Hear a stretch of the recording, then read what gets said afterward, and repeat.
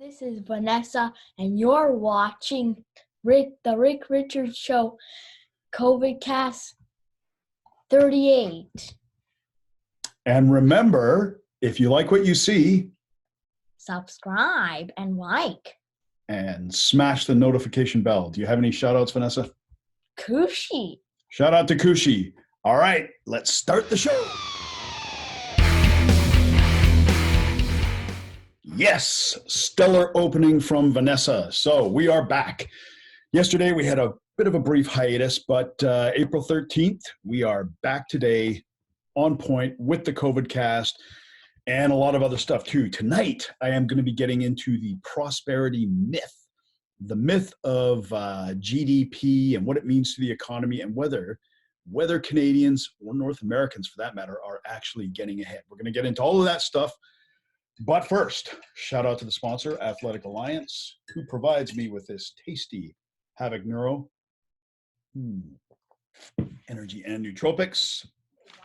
Shout outs to producer Dave and his fluffy friend Odell, Terry, Jixer, Tom the Bot, Superfan Julia, Kim, Tammy, Tanya, Tamara, Thomas, Tim, Tom Tuttle from Tacoma, Washington, Charlene Carroll, and big friend of the show, Lisa. Also, quick reminder, we have a winner. We have a winner for the grand, doesn't come in very clearly, toilet paper giveaway. It is Jixer. That's right, Jixer, you won. You're getting the toilet paper today, okay? So let's move on. Let's move on quickly because I have an information-heavy show and only so much battery life left. So I'm going to move through things quickly. We're going to get first to our COVID updates, see what is happening in this nasty old world of ours. Quarantine. Right. Oh, shout out to Ivan too. Our live studio audience and our floor director, Ivan from Sector B49. Give it up, Ivan. Don't leave me hanging, buddy. Hold on. Nope. Just got to dig some stats up here. Okay. Sorry, folks. This is a live to MP4 show. Sometimes there are glitches. I am only human. I am only a person. All right. Now we are on track. Okay. So the COVID cases as of today, April 13th, 2020, we are looking at 1,920,258 coronavirus cases, closing in, of course, on 2 million. This has resulted in 119,413 deaths. And if we go down the list of countries and new deaths, the US way out in front with close to 600,000 total cases. That's quite a bit. They've tested 3 million people though. 1,450 deaths. So that is actually slowing down. The UK, 11,329 deaths so far, 717 last night. France, close to 15,000 deaths, 500 last night. And we can see France, the death rate is slowing down. The UK, it is slowing down. Italy, it is very much slowing down. Spain, it's slowing down. It is really just about in most places. Turkey looks like it could be ramping up. Where else? Yeah, honestly, I think we've reached peak virus in terms of infection rate and fatality rate. I think they have peaked. I think we're going to start seeing things subside. How are things looking in our own neck of the woods, Canada? All right. Right across Canada, we have a total of 25,663 coronavirus cases, 780 deaths, just about 1,500 cases in BC and almost 70 deaths. And if you guys remember, I did predict we would be going through our peak death rate right about now, probably now and for the next 3 or 4 days. And you would see this falling off in Canada as well. Ontario, 291 deaths. Quebec 360, and what we're seeing in some of these places is some dreadful conditions in some extended care or special homes for people that with disabilities or compromised health conditions or just extremely aged.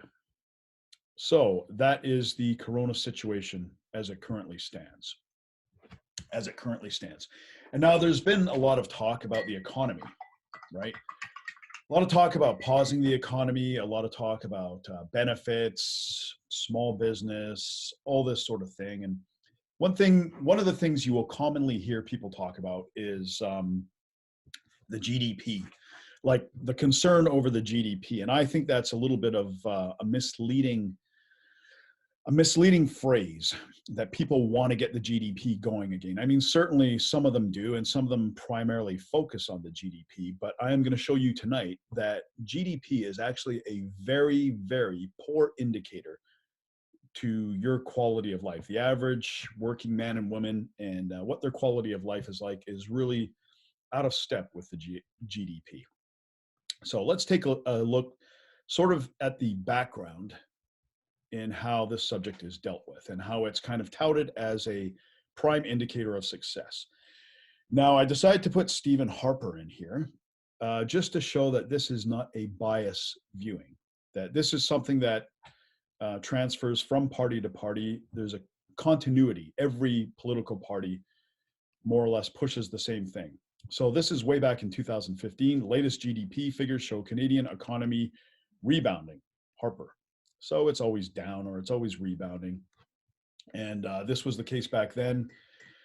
He was talking in an interview.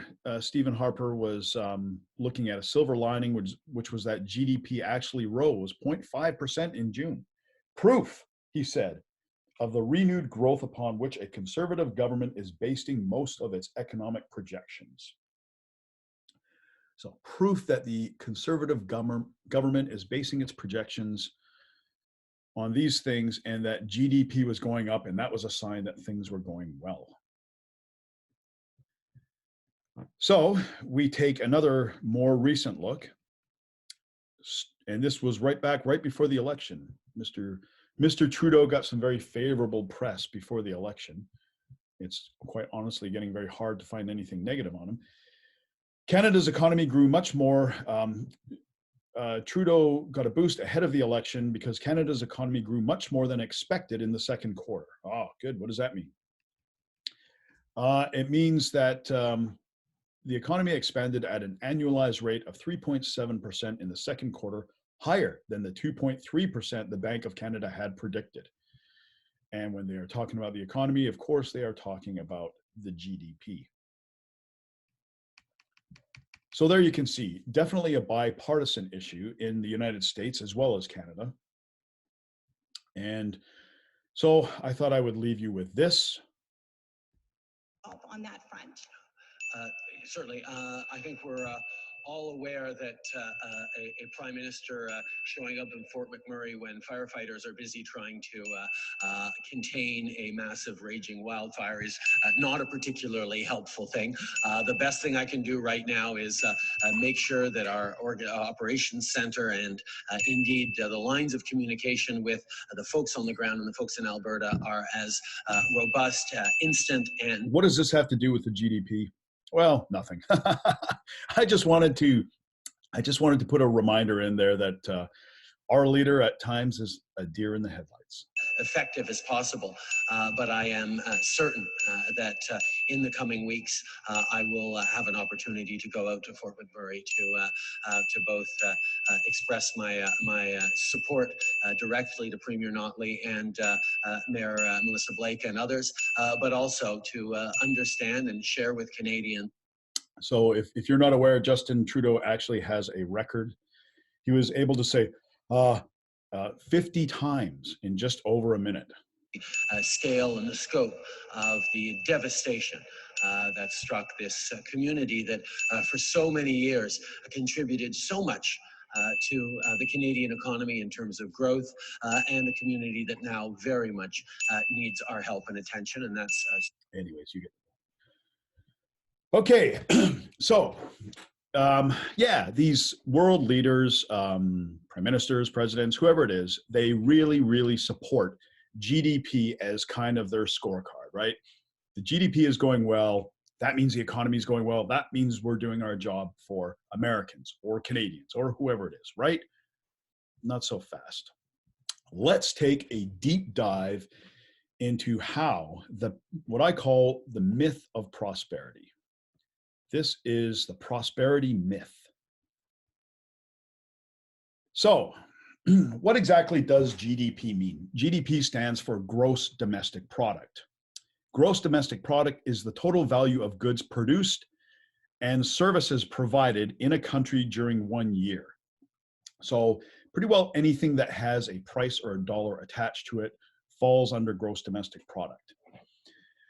The Canadian GDP in 1960, actually, you know what? I'm gonna take you back a little bit further. I'm gonna take you back into a situation that I had experienced myself. So when I was talking to somebody recently at Save On Foods, and I was Save On Foods, if you're not aware, is a grocery store around here. And I was asking him what the salaries there are like, right? Because I used to work at Save On Foods many, many, many years ago. Back in the 80s, late 80s, I got a job. First, I got a job delivering pizza, and I made $4 an hour.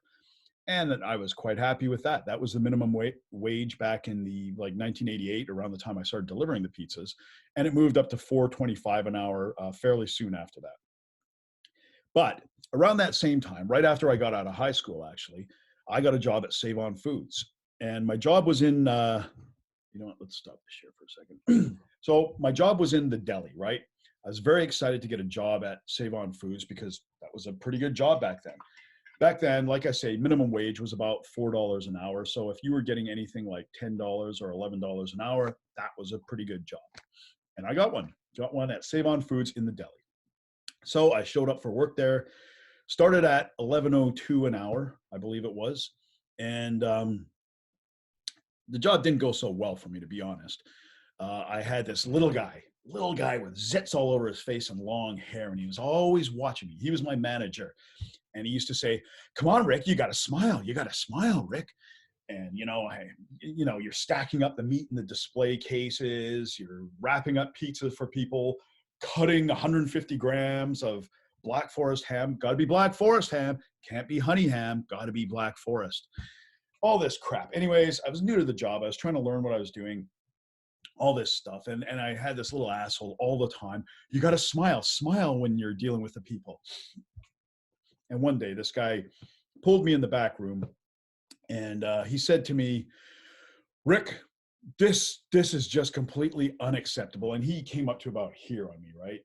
He was like, I don't know, 5'6" or something like that. And he's looking up at me, with his pimples on his face. I was, 18 or 19 at the time, and he was about 21 or 22. Greasy hair, pimples on his face, skinny little guy, good worker, I guess. And he was just saying, "This kind of crap is just unacceptable. For now on, you got to clean up your attitude and you got to start smiling. These are customers you're dealing with." And it's funny because I don't think people would do that kind of shit today. I mean, if you did the job, they'd more or less be happy with it. But anyways, long story short, my job didn't last too much longer, as you could probably guess, right? I don't know where that little rat is now, but whatever. All the best to him, I guess, right? Anyways, the point of the story is I was recently in a Save On Foods. When I say recently, about a year ago. And, I often talk to people when I'm out and about, and I was talking to somebody in the deli. And I asked him at the time how much they got paid there, just when they started there. And he had just started about a year before that, and he started at $11.53 an hour. At that time, he was making, I think, $11.66 an hour. But the year before he had started, which this would have been 2018, he was making $11.53 an hour. And I was kind of shocked by this. I was surprised that the starting wage for this job had gone up 48 cents in 28 years, 29 years, I think, whatever it was. 1989 is when I started there. So 28 years, the wage had gone up, 50 cents, right? And I started asking questions. And another job I had, once I had gotten out of BCIT, I started working at an imaging services places. BCIT was a technical institute like a college. I had gotten a job transferring microfiche onto CD-ROM.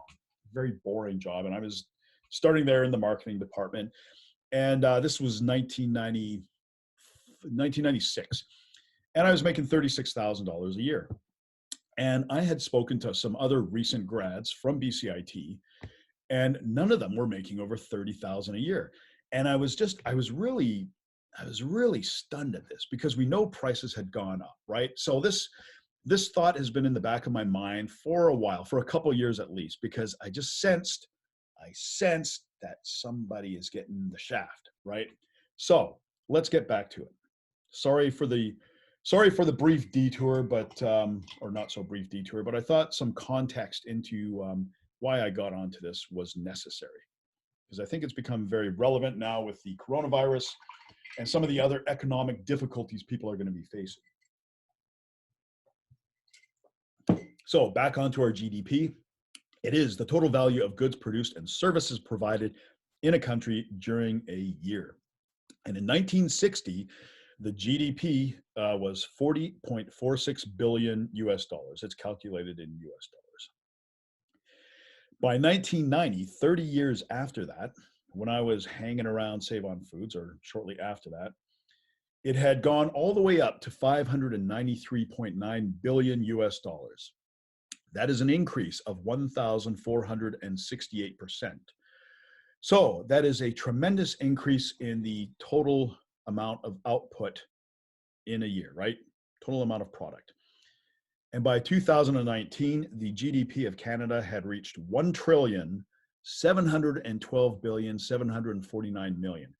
That is up 288% from 1990. So in 30 years, nearly 300%. Pretty impressive, right? That is pretty impressive growth. I mean, imagine if you had invested that kind of money, right? So minimum wage, what has minimum wage done in BC over the last 60 years? Well, minimum wage in 1960 in British Columbia was about $1 per hour. I've seen a few different things. I've seen that it was 80 cents. I've seen that it was $1, somewhere in thereabouts. If there is anybody out there that's, I don't know, 80 years old, let me know. Let me know if this is accurate and tell me. But the research I've done indicates that it was around $1 per hour.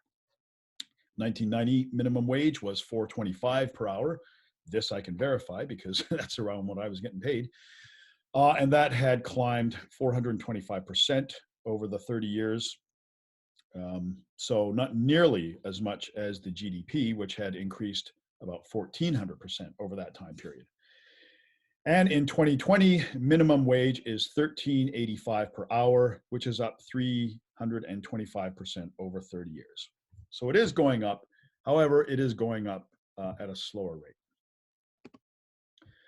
So annual wage and salary comparisons. So there's two kinds of numbers that we look at, and I provided the source. You will see down there, I provide the source, so you guys can look this up yourself. In 1960, the average annual income for wages, and this would be full-timers, part-timers, people working hourly, was $4,177 per year. For salaried positions, it was $6,053 per year. Doesn't sound like much, does it? 1990, average annual income for wages was $21,027 per year. Salaried position, $25,456. And in 2020, the average annual income is $30,000. So that shows you, yes, what I've seen and what I've heard from people does seem to be correct, that people really aren't, even in actual, forget about adjusted for inflation or any of that stuff, just in actual dollars, people really are not making much more than they were 30 years ago. Salaried position in 2020 is 52,000. That's another thing that's interesting. We see a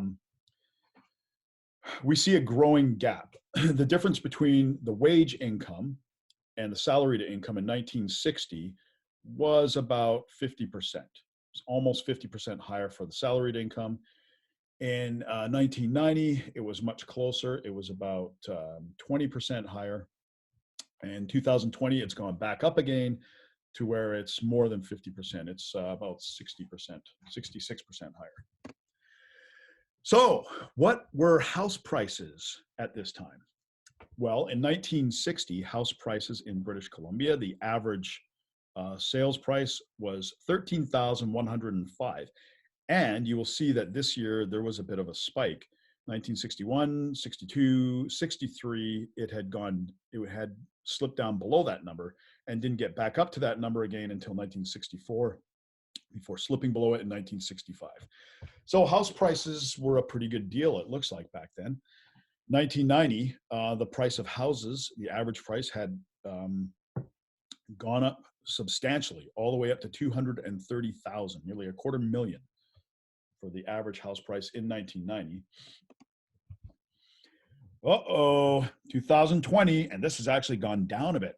The average house price in 2020, according to real estate firm Royal LePage, is $1,107,719. That's a lot. Conclusion, yep, you're getting screwed. That is the quick conclusion. Here's a deeper explanation. So in 1960, the average working person would need to work for 3.14 years, paying 100% of their income to afford an average house. So if you were able to give 100% of your income, no taxes, nothing else, nothing to live on, it would take you 3.14 years to pay off a house. Yeah. And in 1960, the average working person, salaried person, would need to work for 2.16 years. So if you could, let's say you could live off half your wage, then it would take you 4.5 years, right? If you could live off a quarter of your wage, or 75% of your wage, then it would take you about 8 years, right? So this is a mistake. This should be 1990, not 2019. But in 1990, the average working person would need to work 10.96 years, paying 100% of their income to afford an average house. In 1990, the average salaried person would need to work for 9.06 years, paying 100% of their income to afford an average house. So here we see a big jump already, 3 to 4 times higher, almost 5 times higher than in 1960.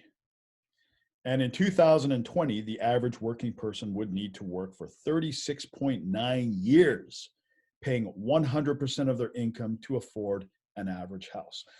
Think about that. So even if every single penny you earned didn't go to tax, didn't go to any contributions, it was all just put in a jar, right? It would still take you 37 years to pay for a house.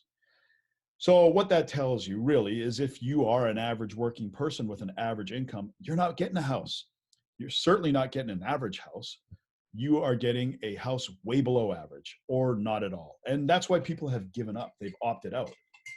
So I think this is important to think about. Even a salaried person making $52,000 a year would need to work for 21 years, contributing 100% of their income, excuse me, to afford a house. So what is the basic conclusion we can draw from this? The basic conclusion is that GDP is bullshit. What is GDP? GDP is a lot of things, and there are a lot of ways to manipulate it. So here's what's happening in a nutshell. Why are wages staying so flat? Why? Well, there's a couple reasons. Number one, the big change between 1960 to 1990 is that women began working more. So if you are encouraging women into the workforce rather than staying home, what you are effectively doing is you're doubling the workforce, right? So you're doubling the workforce. So that means if you have a job, let's say you have a job, I don't know, sweeping streets, right? you got to get your street swept.